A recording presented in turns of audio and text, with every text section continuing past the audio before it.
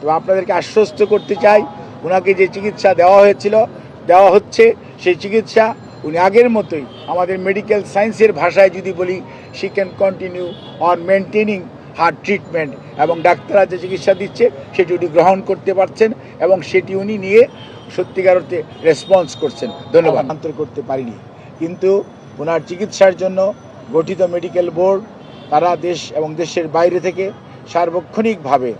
এই যাতে ওনার স্বাস্থ্যের উন্নতি হয় সেজন্যই ওনারা ওনাদের পরামর্শ দিয়েছেন, এবং আমাদের মেডিকেল বোর্ডের সদস্যরা যারা এখানে আছেন তারা সবাই সেইটি বাস্তবায়নের জন্য সবসময় চেষ্টা করছেন, এবং সেই লক্ষ্যেই আমরা এগিয়ে যাচ্ছি যাতে সর্বোত্তম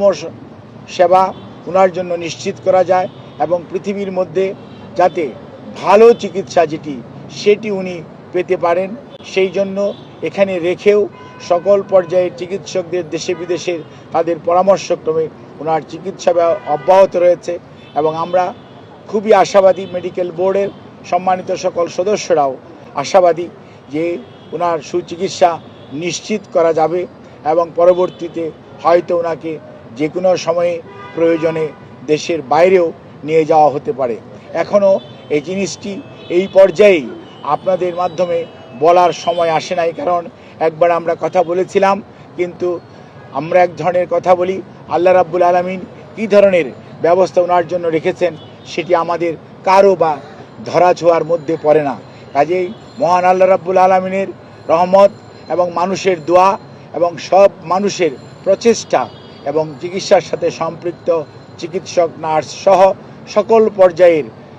চিকিৎসা কর্মীদের অব্যাহত প্রচেষ্টা, সেই সাথে ওনার পরিবারের সকল সদস্য সহ দেশের 17 কোটি মানুষের উৎকণ্ঠার মধ্যে সবাই দিনাতিপাত করছেন। কাজে এই অবস্থায় আমরা আপনাদের মাধ্যমে দেশবাসীর কাছে আমরা আকুল আহ্বান জানাই, আবেদন জানাই, ওনারা যে দোয়া করছেন, ওনার সুস্থতার জন্য সব সময় করে চলেছেন, সেটি যাতে ওনারা অব্যাহত রাখেন, এবং আল্লাহর অশেষ মেহেরবানিতে দেশনেত্রী যাতে এবারে ওনার যে শারীরিক এক সংকটময় অবস্থা উনি অতিক্রম করছেন সেটি যাতে উনি সফলভাবে আল্লাহর রহমতে অতিক্রম করতে পারে, সেই জন্য আমরা সবার কাছে সহযোগিতা চাই। আপনাদের সবাইকে অনেক অনেক ধন্যবাদ। আল্লাহ হাফিজ। আপনাদেরকে মাধ্যমে আরও একটি কথা বলতে চাই, অনেক সোশ্যাল মিডিয়াতে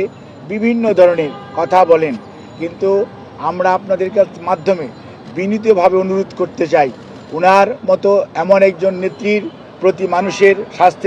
স্বাস্থ্য সম্পর্কে জানার আগ্রহ মানুষের থাকাটাই স্বাভাবিক, কিন্তু কোনো অবস্থাতেই আমরা যাতে আমাদের আবেগ বা অনুভূতি প্রকাশ করতে যে